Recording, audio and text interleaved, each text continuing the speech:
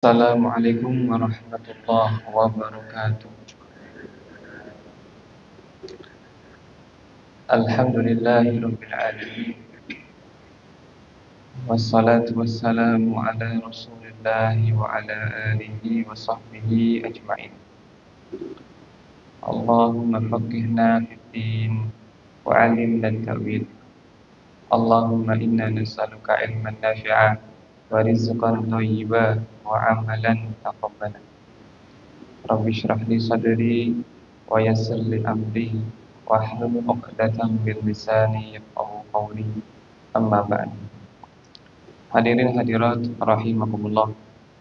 Kita melanjutkan materi fiqhul janaiz, fikih jenazah yang diambil dari Alkitab was Sunnah.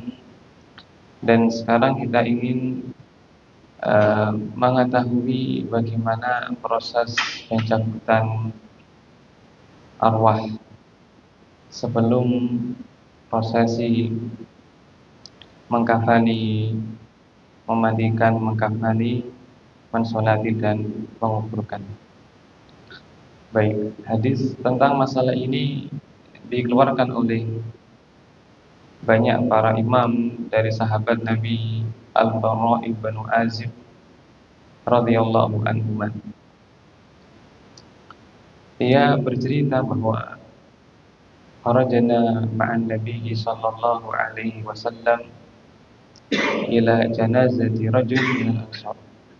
Kami pernah bersama Nabi sallallahu alaihi wasallam mengantar jenazah seorang Ansor, yakni penduduk Madinah. Ketika kami sampai, walamma yulhad, ternyata galiannya belum selesai. Maka kami menunggunya. Nabi sallallahu alaihi wasallam duduk sambil memandang ke langit, memandang ke bumi. Fa fi yadihi audun yang butuh al-ab, sambil beliau membawa seranting kayu dan beliau menunjukkan ke tanah, menggaris-gariskan ke tanah, seakan merenung. Tiba-tiba beliau berkata kepada orang-orang, "Ista'idzu billahi min azabil qabr."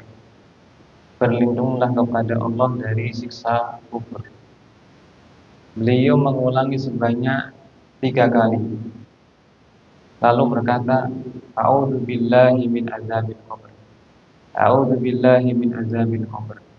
A'udzu billahi min azabil qabr." Aku berlindung kepada Allah dari siksa kubur.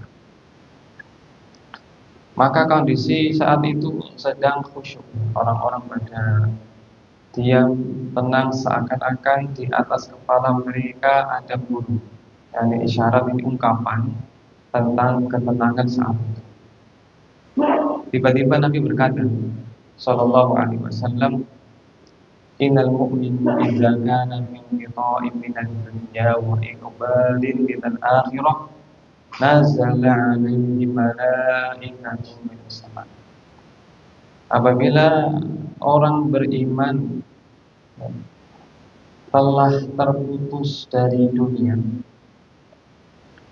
dan memasuki alam akhirat, yakni akan memasuki alam akhirat, maka turun padanya malaikat-malaikat dari langit, bidul wujuh, wajahnya putih, ka'annahu syams, seakan-akan matahari, cerah putih indah.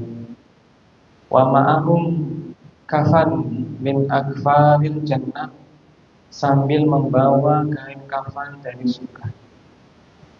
Wa hanutun minal jannah, serta parfum dari surga.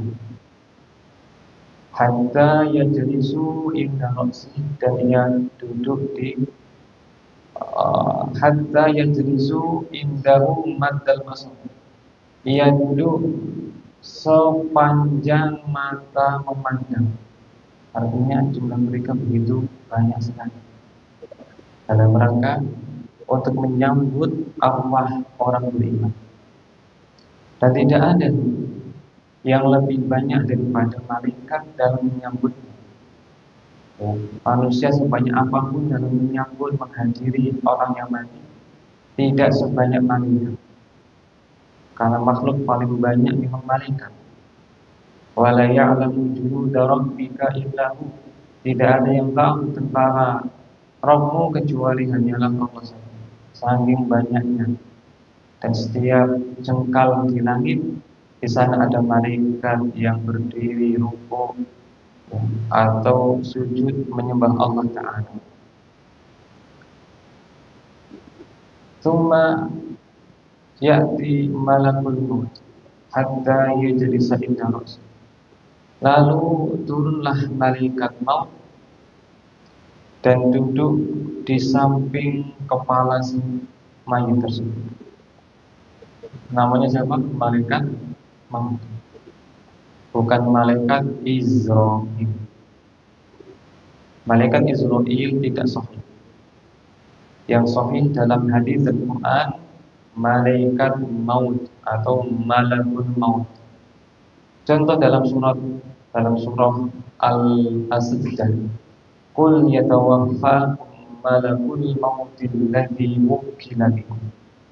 Katakanlah Muhammad kepada mereka, yang akan mewafatkan kalian adalah malaikat maut yang telah diberi tugas untuk itu kepada kalian. Malaikat maut yang datang di sisi kepalanya. Kemudian berkata malaikat ini, ya ayyatuhan nafsul mutmainnah, irji'i ila rabbiki radiyatan mardiyah. Wahai jiwa yang baik, wahai jiwa yang tenang, keluarlah menuju Rabbmu dalam keadaan ridha dan diridhoi.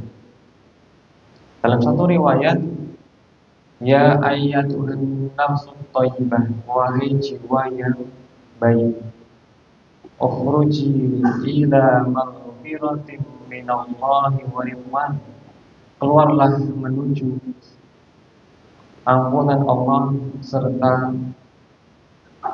keridhaan. Maka roh ini senang, maka ia keluar seperti tetesan air ketika tiku dimiringkan. Fatakhruju kama tasilu qatratu min fisaqah.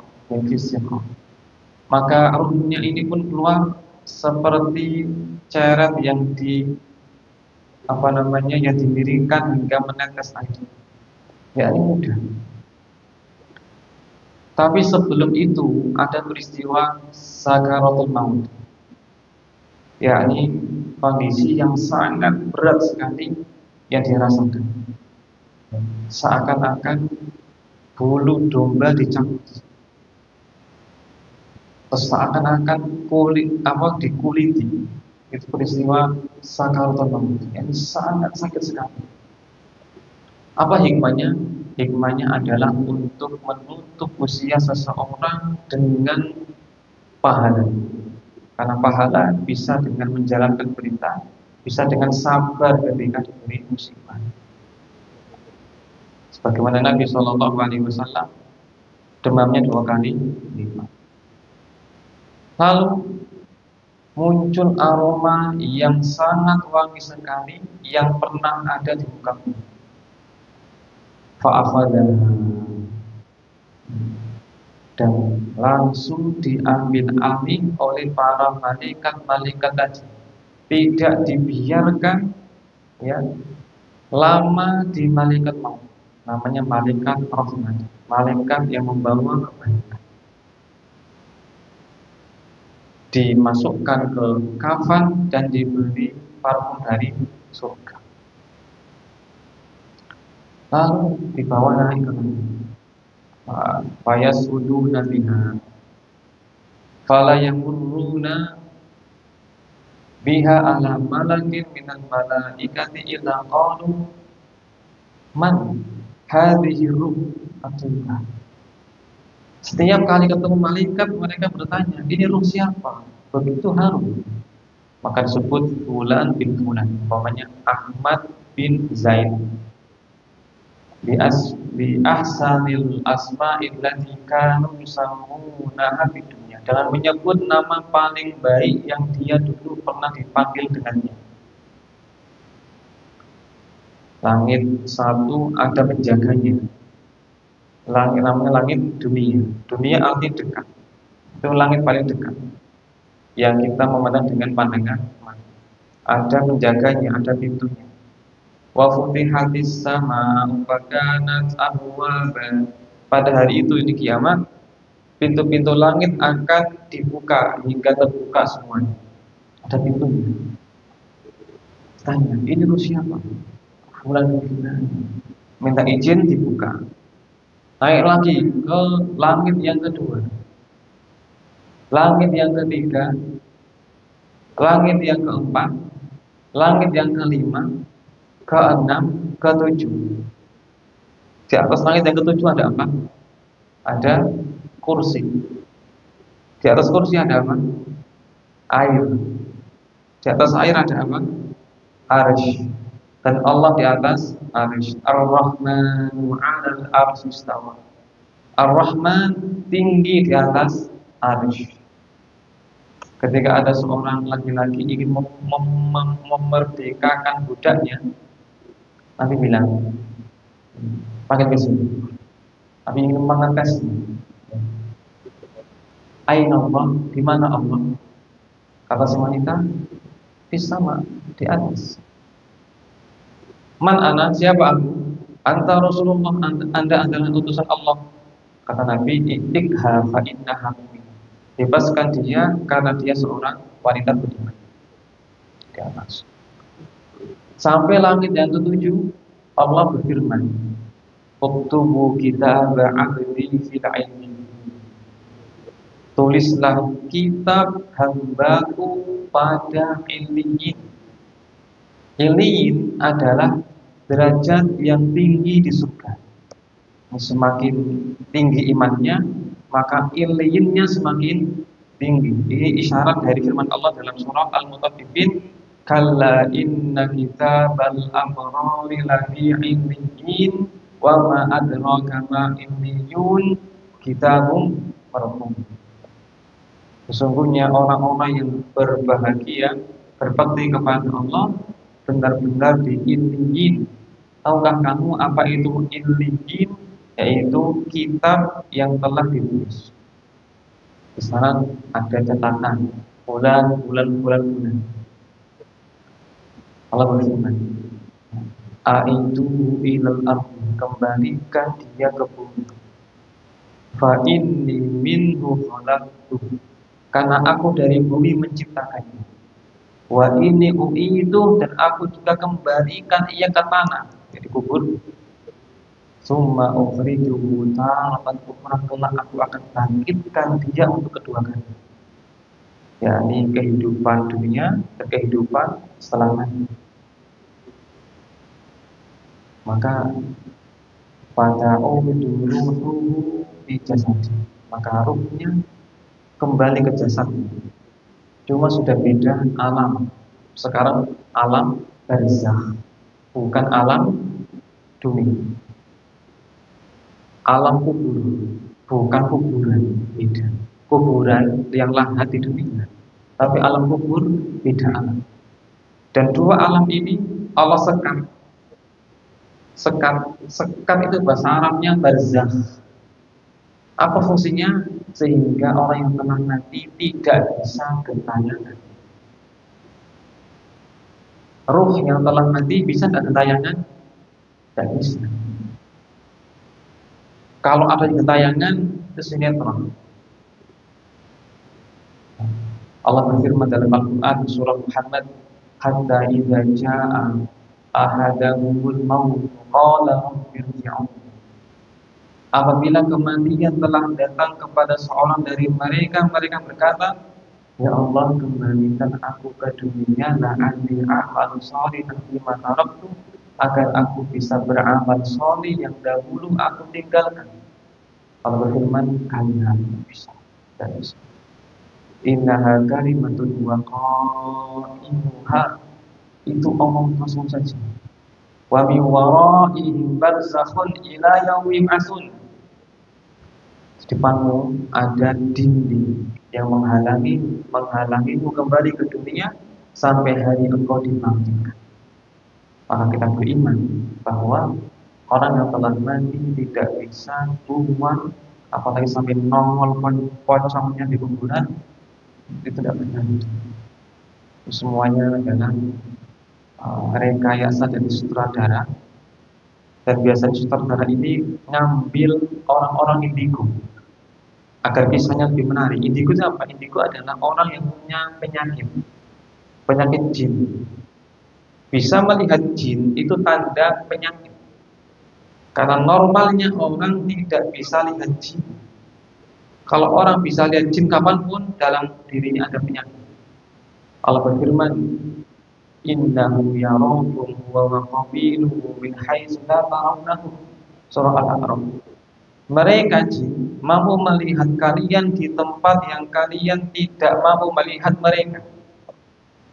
Berkata Imam Syafi'i rahimahullah, siapa yang mengaku melihat jin, maka kami batalkan persaksiannya kecuali ia seorang nabi. Kecuali ia seorang nabi. Allah bertanya, bagaimana jika benar pernah melihat? Maka dua jawaban. Pertama, kalau dia gampang melihat makhluk halus, dua kemungkinan, dia bohong atau dia berpenyakit. Ya, dukun-dukun itu berpenyakit. Mereka mengaku, tapi kadang mereka bohong. Ya, tidak lihat, tapi bilang lihat agar orang itu percaya. Ya. Tapi jika terkadang melihat tanpa dia mampu melihat seenaknya sendiri, maka jinnya menampakkan diri. Dan jin menampakkan diri ini tidak bisa kapanpun dimanapun dia terlihat. Kalau sedang kondisi orang yang ketakutan atau gelap atau sendirian, maka dia kadang berani menampakkan diri bagi orang yang lemah imannya. Tapi kalau kuat imannya, dia tidak berani. Dan kalau menampakkan diri di tempat yang jauh, di atas atau di mana, apa sebabnya? Karena ketika dia menampakkan diri agar bisa dilihat, dia berubah menjadi benda padat. Dan kalau dipukul bisa sakit. Dulu sahabat Nabi ada yang berkelahi dengan setan, seperti umpamanya Mu'adz bin Jabal berkelahi menang. Dia Mujahid bin Jabir, seorang tabi'in, berkelahi dengan setan, menang. Dan tidak semua jin itu bisa merubah itu. Jinnya itu harus jin yang bahasa kita premannya manusia. Orang ada yang lemah, ada yang kuat, ada yang berpendidikan, ada yang bodoh, ada yang kecil, ada yang tinggi, ada yang ahlu sunnah dari jin, ada yang dia orang kafir. Nah, penyihir jin itulah yang berani merubah itu. Dan itu bukan arwah dari orang yang telah mati. Tidak bisa. Maka tidak ada ceritanya yang pocong nongol dari kuburannya, ada asapnya terus merekah diri, itu bohong, dusta. Dan setan suka untuk memperburuk citra atau syiar Islam. Orang kalau lihat pocong menakutkan, padahal itu bagian dari agama kita, pakaian kebesaran kita. Pocong itu pakaian kebesaran kita. Nabi bersabda sallallahu alaihi wasallam, khairu thiyabikum al-bayan. Pakaian terbaik kalian adalah warna putih. Fa'akfinu fiha mautakum, maka kenakan itu pada mayat kalian. Kebesaran, tapi dirusak oleh orang-orang yang semacam itu. Nah, kembali kepada cerita tersebut. Lalu kembalilah kepada jasad. Setelah kembali, malaikat datang. Kapan momen malaikat ini datang? Mungkar dan Nakir. Kapan momennya mereka berdua datang? Momennya ketika para pelayatnya sudah meninggalkan area pemakaman. Kata Rasul Sallallahu Alaihi Wasallam, "Idza kana al-mayyit, idza qubira al-mayyit, ya, wa tawalla anhu ashabuhu, atahu malakan." Apabila seorang mayit telah dipendam dan teman-temannya telah pergi, wa innahu la yasma'u qur'ani alihi, dan sungguh si mayit mendengar derap langkah teman-teman yang pergi. Ada malakan, datang kepadanya dua malaikat. Gimana sifatnya? Azrohon aswadna, kebiru-biruan dan kehitam.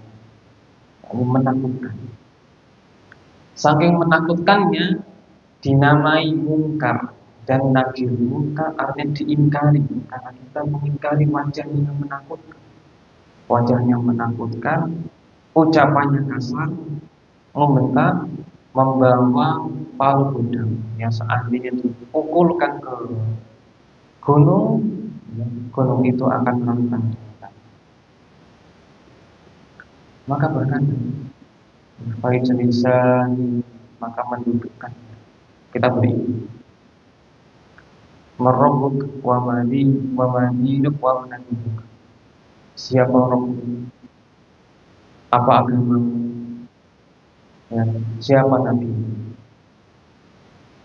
Ini tiga pertanyaan yang mewakili kehidupan dia.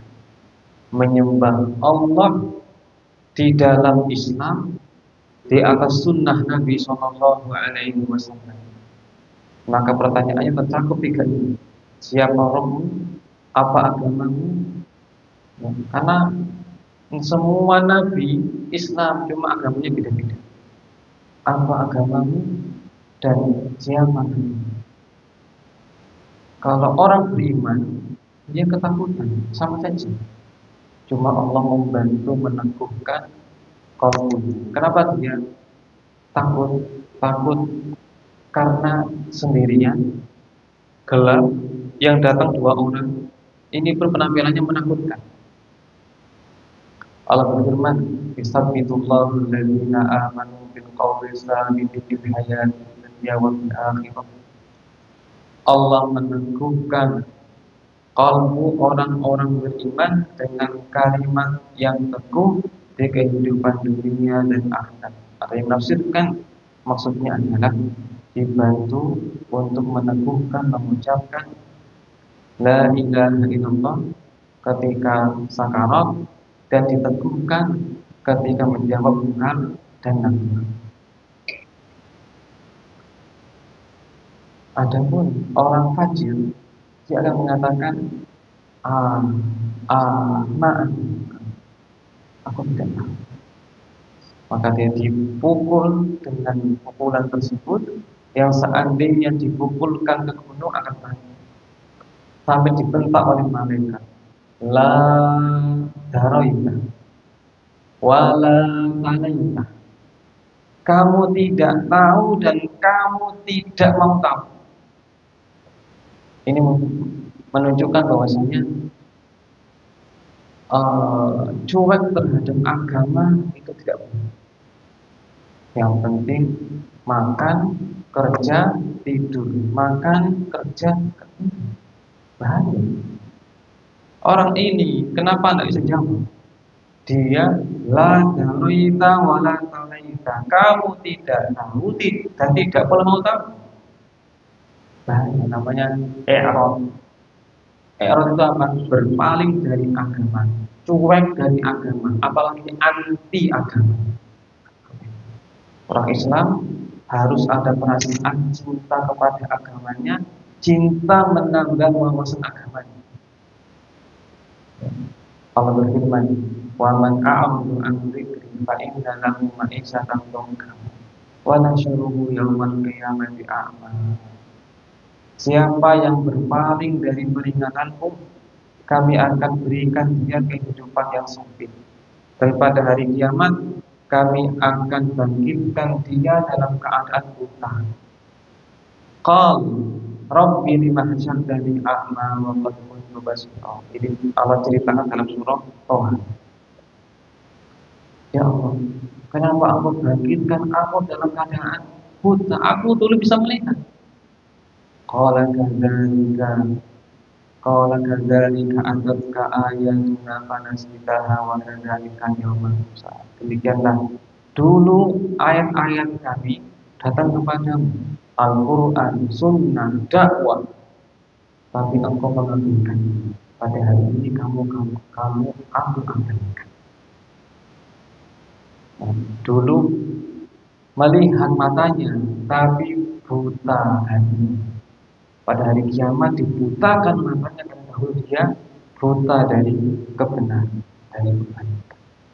Sementara orang beriman, yang beriman, mereka ditanya, "Wama ilmu, dari mana kamu tahu bahwa Rabbmu Muhammad, agamamu Islam, Rabbmu Allah, agamamu Islam, Nabimu Muhammad?" Kata dia, "Qara'tul Qur'an fa'amantu bi wa saddaqtu." Aku membaca Al-Qur'an, aku mengimaninya, aku membenarkannya. Ini isyarat bahwasanya orang yang mendalami Al-Qur'an akan lebih selamat dari yang lain. Mengkaji ilmu, belajar, membaca, maka tiba-tiba ada suara, "An-shadaqa abdi." Hambaku benar. Afrishuhu minal jannah, hamparkan permadani dari surga. Wa albisuhu minal jannah, kenakan ia pakaian dari surga. Waftahu lahu baban ilal jannah, bukakan sebuah pintu untuknya menuju surga. Fayatiha min rawdiha wa nuriha, maka aroma surga nyampe di kuburannya. Sekedar angin surga bikin sejuk. Sebagaimana kita di dunia ingin sejuk dengan pendingin apa, maka dinginkan kuburan kita dengan amas. Kamar yang kita setting sejuk ini paling cuma 40 tahun kita. Kalau kubur lebih daripada ratusan, ribuan. Utsman bin Affan meninggal tahun 35 Hijriah. Sekarang 1446, 1400 tahun yang lalu hidup di alam kubur. Lebih lama dari usia dia 63 tahun. Sekitar itu. Ayat ini kaum yang terus wayusahu lahu fi qabrihi matan basar. Kuburannya diluaskan seluas sepanjang mata memandang.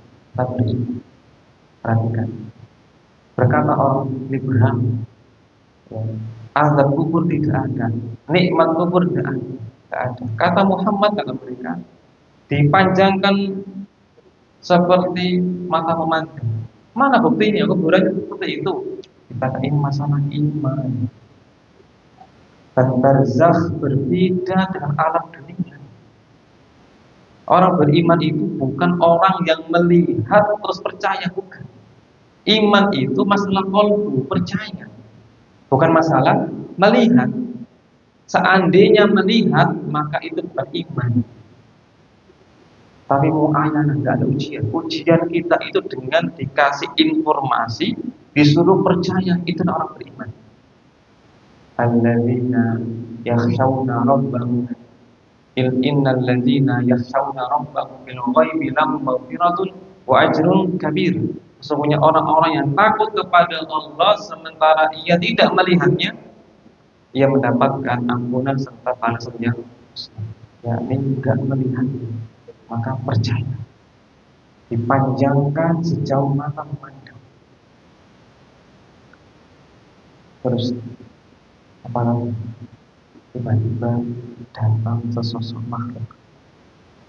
Setelah ia menikmati alam kubur ini, istirahat dari mungkar nakir, kemudian pakaiannya, makanannya, kesejukan dari bisa melihat surga dari pintu itu. Cuma sebagian kecil saja, tidak semuanya bisa melihat. Tiba-tiba datang sesosok makhluk. Sifatnya adalah hasanul wajah. Wajahnya, rupanya amatlah indah. Entah cakep, entah cantik, gak tahu. Pokoknya wajahnya itu indah. Ya. Hasanul siyab, pakaiannya juga indah. Tegurih, aromanya harum. Dan juga ternyata ucapannya bagus, tidak menyakitkan, tidak menyakiti hati. Dia memberi kabar gembira. Ini 3 sifat kalau terkumpul pada orang sempurna ya.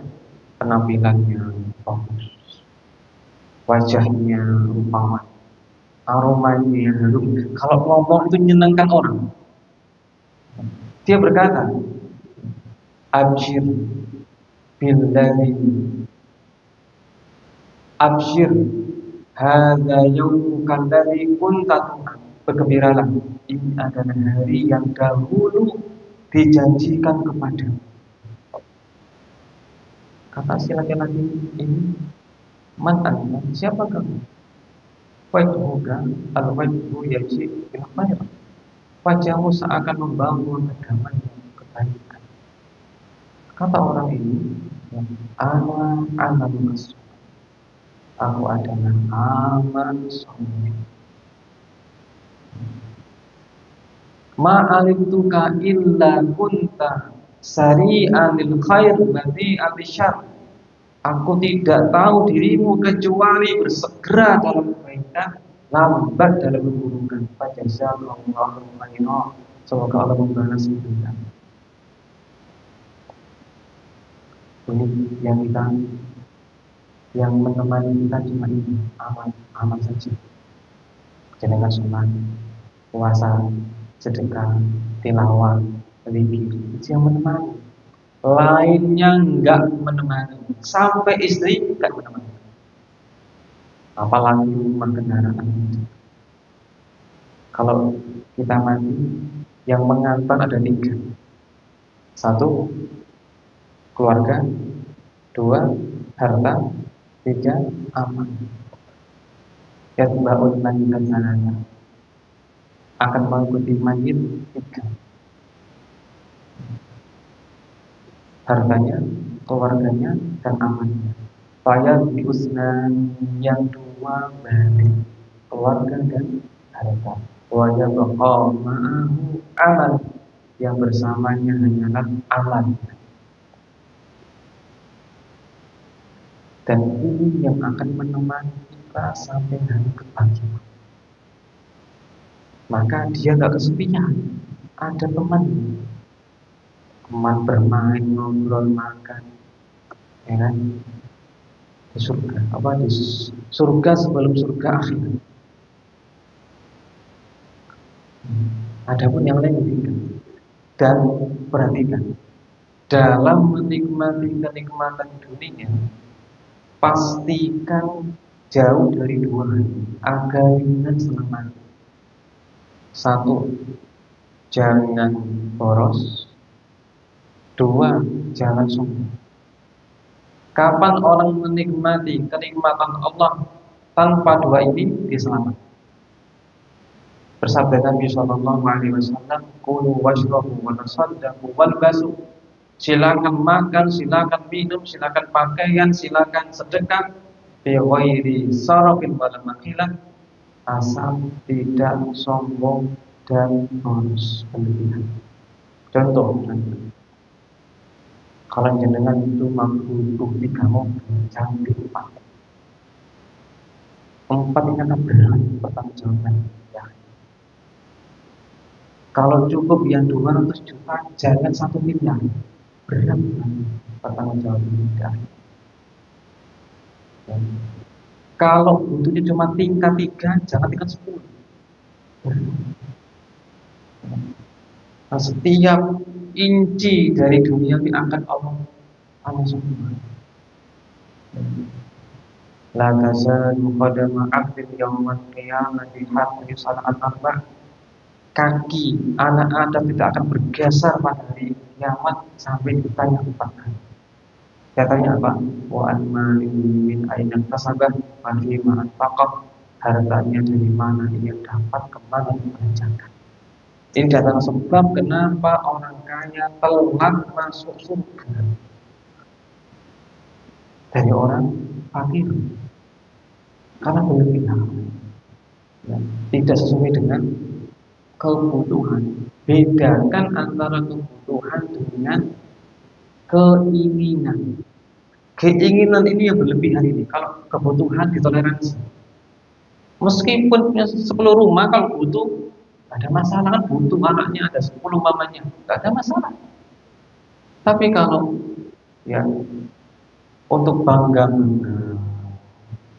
cuma dihuni satu saja, ya itu pun juga jarang ditempati karena sering keluar, maka sisanya berat. Berkata Rasul Sallallahu Alaihi Wasallam, yadahulu fuqara'ul muslimina qabla aghniyaihim bi khamsina al-muslim. Orang-orang miskin akan mendahului orang kaya masuk surga sejarah 500 tahun. Lama. Aku adalah al-muslim. Tilawah, mau pikir, mau sholat, mau puasa, mau tarawih.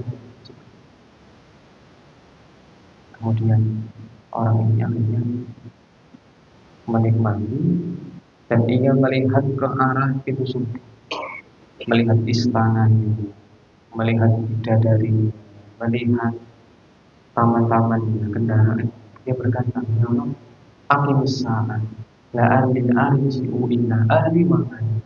Tolong tegakkan segera hari kiamat agar aku segera menuju keluargamu dan harta. Ini isyarat bahwasanya ada kehidupan lagi setelah mati. Dan yang kedua, orang yang telah mati tidak bisa gentayangan. Saya tanya. Kalau jenazah tiba-tiba ada kucing melompatinya, apakah bisa gentayangan? Tidak bisa. Ya, kalau bisa dari itu sutradara sinetron. Tali pocong nggak dilepas, apakah bisa gentayangan? Nggak bisa. Cuma tadi sinetron itu apa? Panjangan apa? Pocong mimun yang dulu itu dusta semua itu merusak akidah. Ya. Semua, bukan sebagian, semua tayangan horor merusak akidah. Merusak akidah. Tidak boleh ditonton.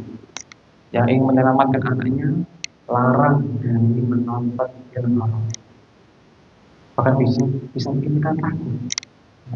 Anak-anak malam hari bangun ke toilet takut, padahal di dalam rumah ada cahaya, itu ada bapak ibunya. Rata-rata ini bahayanya. Ini sekilas tentang masalah pencabutan arwah orang beriman sementara orang kafir, ya kebalikan bisa di mereka sendirian, dibayangkan kebalikan seperti apa. Allah